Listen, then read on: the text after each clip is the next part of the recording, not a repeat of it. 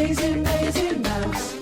Hello and welcome, my friends. It's so wonderful to see you. It's been a very long time. I hope you're all doing well. Welcome to the Maisy Mouse Iceberg. A couple weeks ago, I was struck with a very important memory. I envisioned this little mouse in my mind and I had to immediately go look her up. If you don't recognize her, this is Maisy. She is a very loving and very independent mouse with a 1999 TV show and over 100 children's books. She's fashionable, funny, and has a license to operate heavy machinery for some reason. I remember her reruns from Noggin that I certainly watched during a time when I was far out of the age range for the show. I always found this chunky, hand-drawn style so captivating, as well as the goofy sound effects and the upbeat ska music playing in the background. To my delight, Maisy's TV show is really easy to track down and rewatch. So I did. I could have just watched a couple of episodes to delight in seeing this fashionable rodent's adventures for a little while and then move on. However, I did not do that. I rewatched every single episode. 26 episodes consisting of 4 segments each for a grand total of 104 different adventures. Then I watched them all again. Naturally, while watching, I did what anyone else would have done and I made a spreadsheet and took very careful notes. I tracked all of Maisy's outfit changes, everything she got up to, the economy, anything that stuck out as interesting to me. In this process, I uncovered a lot of funny and weird details about the world of Maisy Mouse. Details that one would never need unless you were at some kind of extremely niche trivia night. Where I started having trouble was trying to figure out how I wanted to present this information, because some stuff is only interesting unless you're deep enough in the Maisy lore. So I organized them all into an iceberg. We're gonna start at the top with Maisy's basics, her personality, her friends, all that kind of stuff, and we're gonna move down and down until we get to assessing the economy of a TV show made for toddlers. So please join me for this 100% serious analysis of Maisy Mouse. Tier 1. Maisy's origins. Let's get started with a little bit of background. As previously mentioned, this is Maisy Mouse. She was created by Lucy Cousins after her 6-year run of art college. Cousins had decided that she was interested in making children's books and she wanted to use an animal character to do so. After drawing lots of different animal characters, Cousins drew a mouse and the character came to life. She was immediately able to identify who this mouse was and what kind of things she would do. Maisy would debut in 1990 with Cousins' picture book, Maisy Goes Swimming. Maisy would go on to be featured in 7 or 8 books before her show would debut in 1999. Her show would run for 2 years before its end. The Maisy books didn't stop though. In fact, they're still coming out now, with the most recent one published in 2023. I'm just gonna be real with y'all, I did not read all of the books.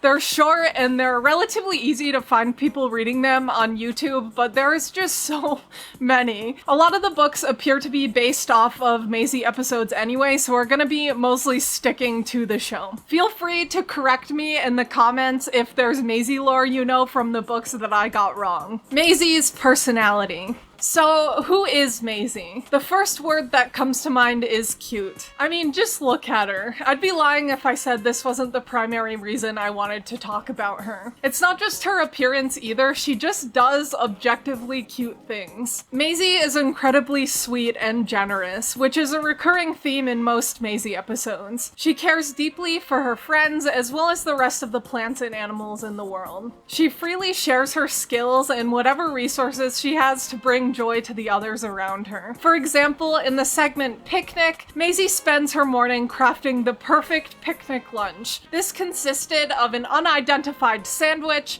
a carrot, a bottle of lemonade, and a lovely slice of cake. Upon starting her picnic and eating half of her sandwich, the animals around her start asking for bits of her lunch. She shares the other half of her sandwich with a bird, hands over her carrot to a rabbit, gives the only sip that she didn't spill of her lemonade to a butterfly, butterfly, and a donkey just straight up steals her cake. She doesn't care though, and is only happy that her animal friends assist her in getting an apple off of the tree she couldn't reach earlier in the segment. This is far from the only instance of Maisy sharing her food with the wild animals in the world. She shares carrots with rabbits in multiple other segments, including one where the rabbit disrespectfully eats the freshly picked flowers she just got. Maisy also shares sunflower seeds with a bird when the ground is too frozen to dig bugs out of it. She runs around a farm feeding animals in both farm and breakfast. She even serves Ginger Cat food after she breaks into her house in Meow. Although this is the most common way that you'll see Maisy care for her animal friends, it's not the only way she does. In the segment Nest,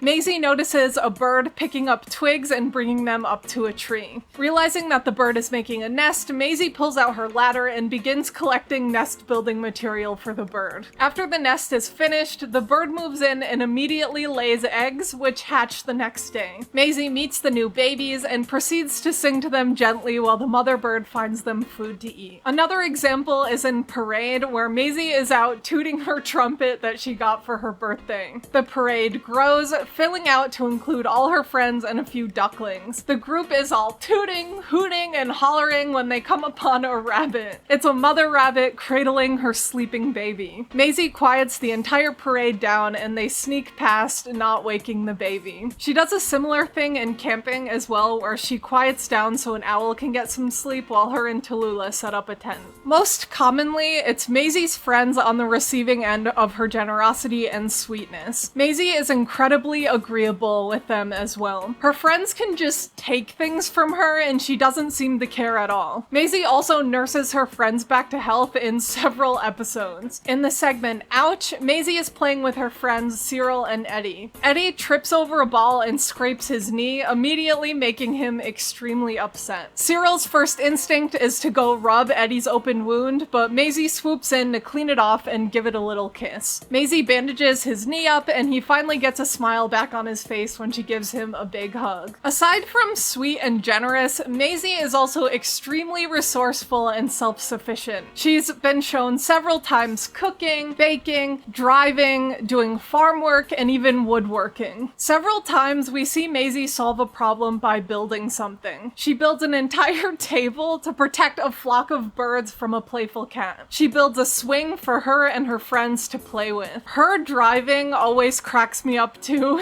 We see her drive a train, a tractor, a ferry, a hot air balloon, and a plane. I want to mention this specifically because Lucy Cousins has said that Maisy is supposed to be around 3 years old. Don't get me wrong, Maisy definitely does things that would lead you to believe she's a little kid. She loves playing with toys, dancing, and coloring. She goes to bed at 7:30 p.m. and she checks out picture books at the library. But how can you explain a 3-year-old skywriting? What about putting on an entire circus? How about caring for Ginger Cat when she gives birth in Maisy's laundry basket? There's a couple of other one-off facts I want to share about Maisy before we move on from her personality. Maisy uses her tail as a cute little third hand. She'll use it to test water temperature, try to tickle Charlie awake, and even hangs upside down with it. Maisy is extremely talented in art and music as well. She plays guitar, she can build a mean snow Maisy, she sings, she draws incredibly accurate drawings. She's just amazing. I love her. Charlie, Eddie, Tallulah, and Cyril. Maisy has 4 main friends: Charlie, Cyril, Tallulah, and Eddie. These friends are intended to be around the same age as Maisy, and they all spend a lot of time together. These guys are also animals, however, they're somehow different than other animals. Some animals are like people in the world, and some are not. I'm gonna break down the difference between them later on, but for now, just go with it. First up is Charlie. He is a crocodile that generally dresses like Tombo from Kiki's Delivery Service. He's kind-hearted as all the friends tend to be, but his appetite leads him to be incredibly annoying to me. In the aptly named segment Tummy Ache, Charlie comes over to Maisy's house and goes buck wild on the cupcakes she just made. Not only is this rude, but he gets a tummy ache from it. Maisy brings Charlie to her couch and attempts to nurse him back to health. She brings him her favorite plushie as well as a glass of water. Neither of these work, so she draws him an incredibly accurate get well card. This works, and Charlie is better again. Charlie eats a ridiculous amount of Maisy's cupcakes several segments later, but thankfully he doesn't get a tummy ache from it this time. If someone is just stealing Maisy's food, Charlie is the culprit. Our next friend is Cyril. He's a fun-loving squirrel with the fashion sense of a hardworking lumberjack. He enjoys climbing and making art with Maisy. Cyril reminds me a lot of Maisy, just a little bit more tomboyish. He's one of the characters that I have the least amount of questions about. One of my favorite Cyril segments is Boo, where he comes over to Maisy's house wearing a lion mask. The two take turns jumping out to scare each other. The episode ends with Cyril scaring himself in the bathroom when he forgets he's wearing the lion mask. No complaints about Cyril, he is polite and he's cute. Next up is Eddie. Eddie is a very cute big old elephant, and he's usually a nude dude. Eddie tends to read younger to me than the rest of the friends. Maisy tends to care for Eddie in a way that someone would care for a child. For example, in Fleas, Eddie comes over to Maisy's house with a bucket and asks her to help him bathe. She grabs water, soap, a stool, and a scrub brush to clean all the fleas off of Eddie. Finally, we have Tallulah. She's the girly girl chick of the group, and she often looks like she just came from the fish lot. Tallulah is energetic and helpful, sometimes bordering on chaotic. She can be seen helping Maisy pick out a Christmas tree, filling a wading pool, and of course, playing. Her most bizarre moment by far has to be in the segment titled Bath. Maisy needs to bathe, so she starts filling her tub with water and bubble bath. Just before she gets in the tub, Tallulah comes to the front door. She's turned away because it's Maisy's bath time. Maisy goes back into the bathroom and gets in the bath, but it's not long before Tallulah comes to the door again. Maisy has to come to the door in the towel this time, and once again has to tell Tallulah that she's busy. This happens one more time before Tallulah just walks into the house, gets undressed, and gets into Maisy's bath. Can you imagine someone doing this to you? Like drawing a very nice relaxing bath for yourself and someone just comes in and gets in? Maisy's so sweet for not caring. She just plays with Tallulah. While I watched Maisy, I took careful notes on which of the characters showed up the most often. My goal was to try to figure out which of Maisy's friends she liked the most. I was curious which characters would show up most often and how likely they would be to show up with each other. Let's start with how often the characters show up in general. In last place is Eddie. Eddie appears in 29% of segments, showing up 31 times. Cyril is next in line, appearing in 38% of segments for a total of 39 appearances. Charlie appears in 51 segments for a total of 49%. Finally, the most likely to show up is Tallulah.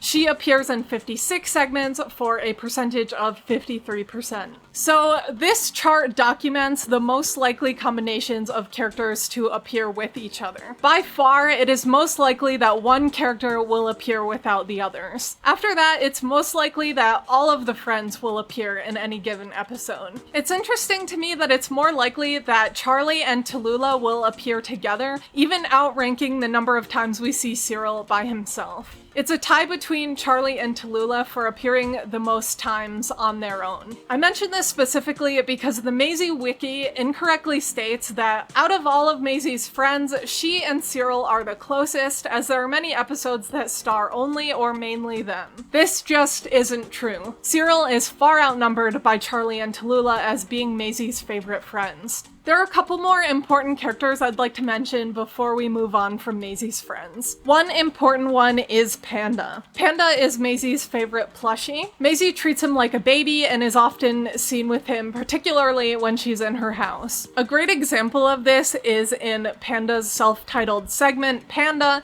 where Maisy puts him in a stroller and pushes him around outside. She can also be seen caring for him when he's fake sick, setting him up to watch a puppet show, and putting him in her fake pouch when she meets a kangaroo. Another important instance I want to mention is Maisy putting Panda on a fake potty before they go to bed. I tracked in my spreadsheet how often Panda was seen. Panda appears in 23 of the 104 segments of Maisy, which is just over 18% of the segments. The Maisy wiki does incorrectly state that Panda is featured in every single episode, but unfortunately that is not true. Panda doesn't even appear until episode 4, segment 1, Bat. Little Black Cat is another very commonly seen character. There's not a whole lot of deep lore to this character other than Maisy being seen often caring for her. She is adorable, and I love when she does this little butt wiggle. I know it's been confirmed in the books that Little Black Cat is Maisy's cat specifically, but she doesn't seem to live with her or anything. They just tend to spend a lot of time together. Turtle isn't necessarily an important character, but he is my favorite. He only appears in 3 out of 104 segments, but please just look at him. He's adorable. Turtle's first appearance is in episode 3, segment 3, Washing. He appears flying a kite, and I almost cried the first time I saw him. He shows up again in Ball and then again in Library. I just love him, and that's all. Finally, I want to mention the narrator. Unlike the narrator of the Teletubbies, which I covered 2 videos ago, the narrator has a similar perspective to the watcher. The narrator just finds out what's going on as it happens. He's the only one that speaks in full words and not just the muffled sound effect language that the rest of the characters have. He serves to just make sure that the children watching the show know what's going on. He doesn't serve a role in the plot, really. Show structure. Each segment of the show begins with Maisy painting a picture of what the segment is about. Generally, this picture will be the title of the segment. For example, Wheelbarrow features, you guessed it, a wheelbarrow. After Maisy reveals her painting, a title card will appear and the segment begins. I can classify the episodes of Maisy into a few categories. 1, Maisy, either alone or with her friends, does an activity. These segments can vary wildly and are the majority of episodes. An example of this would be Dolphin, where Maisy goes out into the ocean and gets a pearl from a clam. 2, Counting episode. These are intended to teach numbers and they are extremely boring. Train is a great example where Maisy drives the train and picks up the amount of animals that correspond to the number on her cars. 3, Holiday episode. This could be a birthday, seemingly Easter in eggs, and Christmas. And 4, a Nothing Burger. These are episodes where nothing really happens. A good example of this is Stick, where Maisy walks around just hitting things with a stick. There's also Dancing, where the friends dance. That's it. The episodes of Maisy are all quite calm and nice to look at. The art style of this show is what drew me to it initially. It's very faithful to the drawings that Lucy Cousins started out with in the first few Maisy books. The backgrounds tend to be very simple and generally don't show more than a few things at a time. For example, if Maisy's couch is being shown, just the couch and a blank background will be seen on screen. The background scene will change color at random, seemingly intended to keep visual interest. These colors are bright and simple, tending to focus on the basic colors of the rainbow. Most things will change color at random except for a few things, including Maisy's house and whatever clothes the characters are wearing in any particular episode. This is a good time to point out some of the more visually stunning episodes I found. I really loved whenever there was some kind of weather. I mentioned Stick before. I really enjoyed looking at this episode. The fall colors are very appealing to me. I just love the backgrounds, the leaves. It's very nice. Bus is also up there as a good weather episode because of the rain falling as Maisy drives. Any episode featuring snow is bound to be a nice one to look at as well. I like seeing the characters interact on a completely white screen. It just hits for me. I don't know why. My favorite example of a really good looking episode though is Torch. In this one, Tallulah, Cyril, Maisy, and Little Black Cat play with a flashlight. This episode plays with shadows and light, and I found it really mesmerizing. Before I move on from the art style, I want to mention 2 segments that are different from the rest. Although Bedtime and Playground weren't the first segments to air, it's clear that they were the first to be animated. The art style isn't different enough that it looks wrong or anything, but it's clear that it's a bit different. The lines are a bit choppier, and it's obvious when Maisy's about to interact with something. For example, this segment in Bedtime where Maisy's about to grab this little sponge thingy,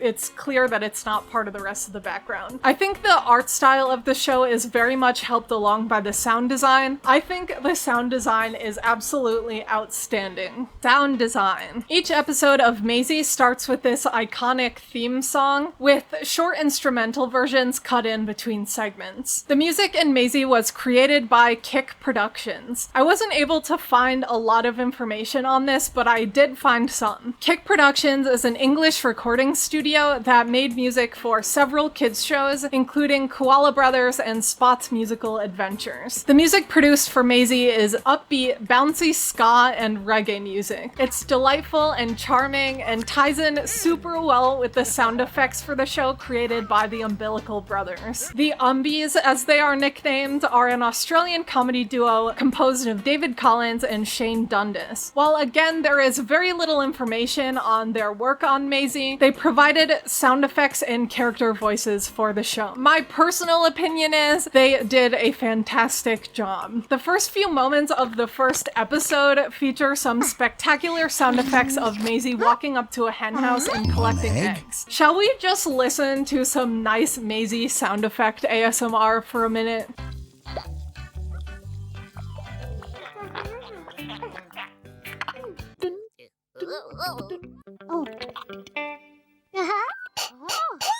Hello, Maisy. Also, Maisy will often mime sounds, and it delights me so much. Some good examples are in this segment of Sandcastle, where Maisy mimics the sound of a crab dancing. I also adore this one in Playhouse, where Maisy mimes pouring tea into a cup. I'm not sure if this example counts, but I also want to include the sound of Maisy wiggling off her pants in bedtime. So with that out of the way, are you ready to dive a layer deeper? Let's begin tier 2. Maisy's fashion. Needless to say, Maisy is incredibly fashionable. Her outfits tend to be quite simple. She wears a lot of primary colors, sometimes with spots or stripes. She tends to wear shorts or pants paired with a simple shirt. She'll occasionally add on to her outfits with a fashionable cardigan or jacket. Maisy tends to wear overalls quite a lot as well, usually just plain primary colors.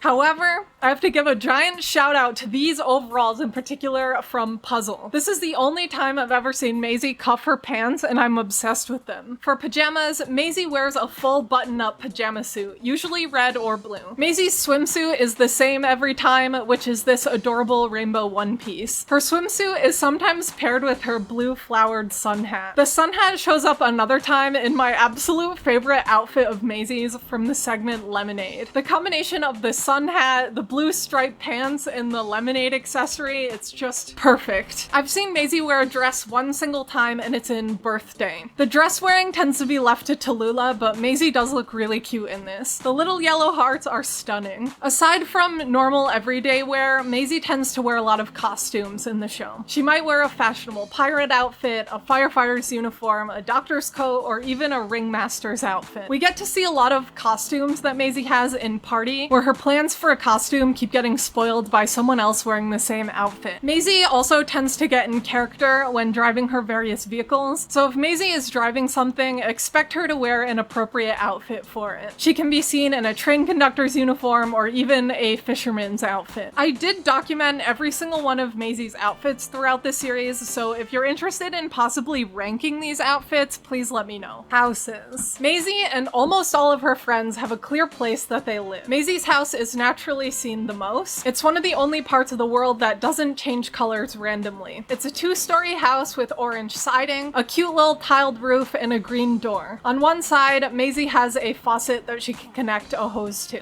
It's been shown that Maisy has a kitchen, bedroom, playroom, living room, storage closet, and a bathroom in her home. Colors of the floors and walls seemingly change at any time. Maisy's kitchen features a large counter, a fridge, oven, sink, and a table. Sometimes cabinets and a separate counter are shown. The locations of these are seemingly not static and are usually quite far away from each other. If the fridge or oven is shown, it will probably be shown with nothing else around it. I'm assuming this is because it's a baby show and they want to keep it simple. In Maisy's bedroom, she has this very cute checkered quilt on her bed, paired with a side table and a lamp. She definitely has a closet in there as well, because she can be shown pulling clothes or instruments out of it occasionally. Maisy's playroom isn't shown super often, but she she does have some shelves and toy boxes in it. In Playhouse, it's shown that she has a rather large playhouse that's in there, but it's only seen once. Maisy's bathroom is shown several times, and it's quite simple as well. She's got a rather large mirror, a sink, laundry basket, a toilet, and a smaller toilet that she puts Panda on sometimes. She's also got a bathtub with a towel rack next to it. Maisy's living room features a couch, and that's usually it. It's just in the Christmas episode that it's revealed that Maisy has a fireplace and a mantle. She's got a picture of herself on the mantle. I just love it so much. I'm pretty sure the front door opens into Maisy's living room. The front door usually has 2 windows next to it, except for in the segment Snow, where there's a table in front of one of these windows. The windows usually have a pair of curtains that will change color and pattern. Maisy's storage closet is rarely seen. I think it's only shown twice throughout the whole series. There's nothing exciting about it, it's just where Maisy keeps her cleaning supplies. The last piece of Maisy's house that we often see is her staircase. We often see the staircase from this side angle, but once we see it from the front, and I was so confused on where she was in her house. Next to the staircase is a window and a clock, but not always. We'll loop back to Maisy's clock. The next house I'll cover is Cyril's. Cyril's house is a rectangular blue house on stilts. It has a nice scalloped red roof and a yellow door with stairs leading up to it. On the inside, we only get a peek into Cyril's bedroom. His bedroom has a nightstand and a short bed. For some reason, he has the headboard pushed against the nightstand, and he's also got a little basket trash can. Nothing too crazy, but I'm always interested in these weird little details. We see the inside of Charlie's house on 2 occasions as well. Charlie lives in a small green house with a red brick roof with a red door. He's got a single window and a sunflower out front. The first time we see inside of Charlie's house, there is no furniture shown. All of the friends come over for a birthday party and no furniture is shown on the inside. His house is just empty. The next time we see it though, it is revealed that he has a wood stove and a closed drying rack. It's possible that he's just a simple guy and he doesn't need a bunch of furniture. Tallulah's house is never shown on the inside, but we do see the outside. She lives in this lovely pink house with rose decorations all over it. The roof is scalloped in a way that looks like lace. She's got 3 windows and a green door. Eddie's house is never shown throughout the series, so it's possible that he lives outside. I believe this is a significant detail in the human versus animal debate in Maisy, so we're gonna dig into that later on. Environmental oddities. Where to start with the environment of Maisy Mouse? I guess to start with, 90% of the time it is sunny and clear outside. There's usually not much weather happening. The skies are generally clear. The episodes don't appear to be in any particular order, so seasons can happen at random. It might appear to be fall for one episode and then back to summer or spring. There are several episodes also where it is snowy outside. Sometimes the narrator will point out that it's a very hot day. Usually everyone's clothes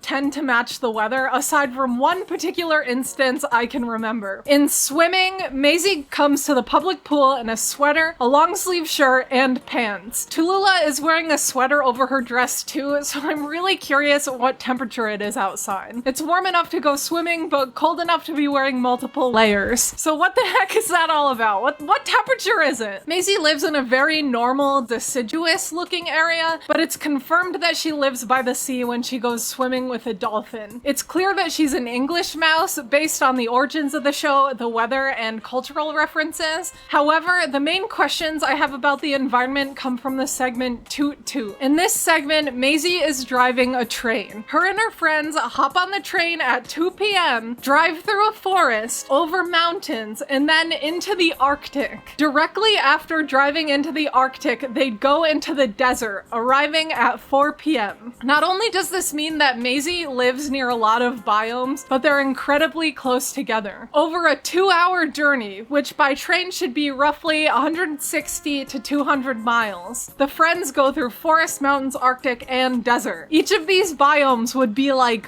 what, 50 miles apart? This is a very short distance. I could go for a 50-mile drive and end up in a different town in the same state. Essentially, Maisy has access to any environment she'd like. She can go to the beach and also hang out with penguins in the Arctic. I don't even know where to begin with the animals that exist in Maisy's world. She could run into pretty much any sort of animal. We see giraffes, penguins, zebras, a leopard, rabbits, ducks, deer, pretty much anything. They give no indication on where Maisy might live. I know that I'm thinking about it too much, but if anyone has an explanation for this, let me know. Maisy's farm. Maisy can be seen in several episodes doing farm work. She might be picking vegetables like in Harvest or feeding animals like seen in Farm. What I'm unclear on is if Maisy owns this farm or if it's a community farm. I assumed that she did own it for the first few episodes that it was shown, but a wrench was thrown in the situation when I watched the episode Breakfast. This episode opens with the narrator saying,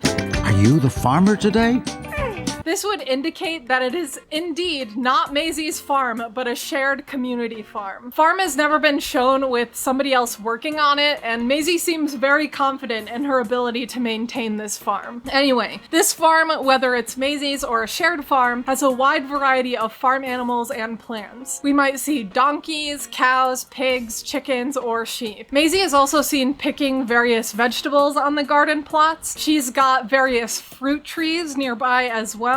We see apple trees, oranges, lemons, and even a banana tree. That fact loops right back to the weird environment that Maisy lives in, because seemingly any plant that grows in any climate can grow here. Now, let's move a little bit deeper and head all the way down into tier 3. Human versus animal. Okay, it's time to dig in to who is a proper animal or not. For the sake of simplicity, I'm gonna refer to Maisy and her friends as human. Maisy, Tallulah, Charlie, and Cyril fall under this category. Here's the breakdown of the spectrum I was able to put together. On the far end of the spectrum, we have Maisy as the closest thing to a human in this world. She effectively acts like a person. She lives in a house, uses a bathroom, uses money, walks on her back feet, and wears clothing. She also has a name that isn't just the animal that she is. On the other end of the spectrum is a proper animal. These characters behave the way that you would expect an animal to behave. For example, Little Black Cat. She's the size of a cat proportionately to Maisy. She doesn't wear clothes, she walks on all fours, and she gets fed by Maisy. She also isn't shown with a proper home. As you can see, there are creatures in this world that fit somewhere in the middle. Now, I have good reasons for putting Eddie further down the list than the rest of the friends. While Eddie does have a name, he is never shown as having a house, and he rarely wears clothes. He walks on all fours, can't really use his hands properly, and often relies on Maisy to care for him. The next step down from Eddie is Ostrich. Ostrich is the one who runs the economy in Maisy, as we will get into. He has no name outside of the name of his species, and he's not shown doing anything other than selling stuff. His house isn't shown, and he wears no clothes. He walks on 2 feet, but an ostrich normally does that. He appears to be much taller than Maisy, proportionate to how tall an ostrich would be to a human. However, since Ostrich is in charge of all the economy, he might be the most human out of everyone. On the next step down, we have Turtle and Raccoon. Neither of these characters are shown often. Turtle is shown a handful of times, and Raccoon is only shown once. Raccoon does wear clothing though. Both of these creatures are proportionately human-sized. Turtle is a nude dude, but that might just be his style. He is really cool after all. Turtle is also shown flying a kite, which is a pretty human activity to do. Peacock and pigs are tough ones. Peacock, on one hand, is shown running the marina and the library, but also in Train, there are a few significantly proportionately small peacocks. These peacocks don't appear to be in charge of anything. Pigs, on the other hand, are shown on Maisy's farm, just acting like normal pigs, but they are also shown in Train wearing shorts and walking on 2 legs. I'm really not sure what the story is with that. Anyway,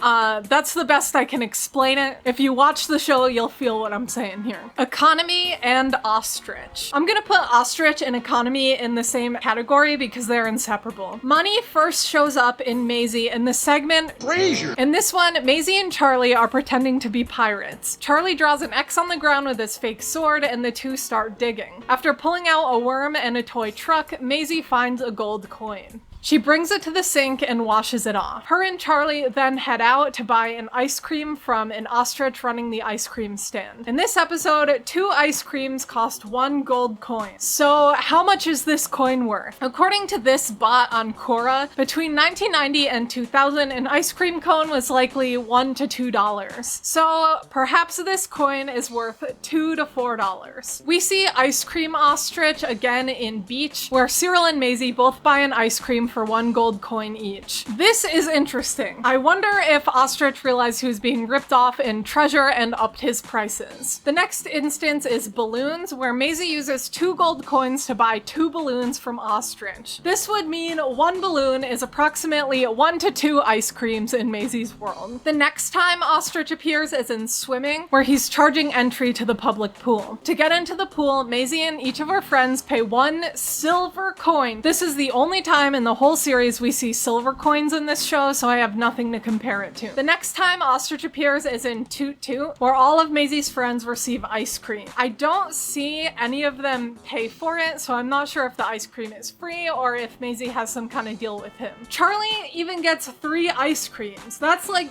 1.5 balloons. We see Ostrich once again in shopping, where Charlie gets an entire cart of groceries from the store. I was hoping and praying the entire time I was watching to see if he pays, but he did not, so I'm never gonna know how much groceries run for. Peacock also appears running infrastructure, but never anything that's paid, like I mentioned before. We see Peacock running the library and the marina, but no money is ever exchanged. So here's a chart of the Maisy Mouse economy. We only see coins, never dollar bills or anything like that. I'm certain that there's manufacturing and economy, being that there is a large grocery store and Maisy has manufactured goods like packaged sunflower seeds. I just wish I knew more about the economy, but this is all I got. I am certain, however, that these big birds run a monopoly over all the commerce in this world. Before I move on, I need to loop back around to manufacturing, batteries, gas, and oil mining. It's suggested that there is oil mining. This is ridiculous! What am I doing? It's suggested that there's oil mining in Maisy's world due to the fact that she regularly drives cars and has a can of oil that she uses to grease squeaky things. In general, you would just assume that most things in Maisy's world are just like a parallel of like the normal real world. But it's really funny to think deeply about it. I'm just thinking of these little wholesome animals drilling deep into the earth to mine oil and destroy the earth, or like working away at a factory for hours to try to produce batteries or toy cars or whatever. It was just silly. I'm way too deep in the weeds. Good lord. Public services. This is more of a question than an explanation. So I started thinking about this for the first time when I noticed Peacock running the library. It really got my gears turning because throughout the whole show you see several public services. You see trash cans, you see playgrounds, there's a fairground, the circus, all sorts of stuff. So it makes me wonder, who is running these public services? Who empties the trash cans? Who makes sure the playground is safe? Who maintains the library building? Is there a mayor? Does Maisy pay taxes? I just don't know. There are a few things that I wasn't sure if they're public services or not. Like I mentioned the circus tent and the fairground. In Fair, Maisy and Tallulah go to a fairground that seems to be run by nobody. In Fairy,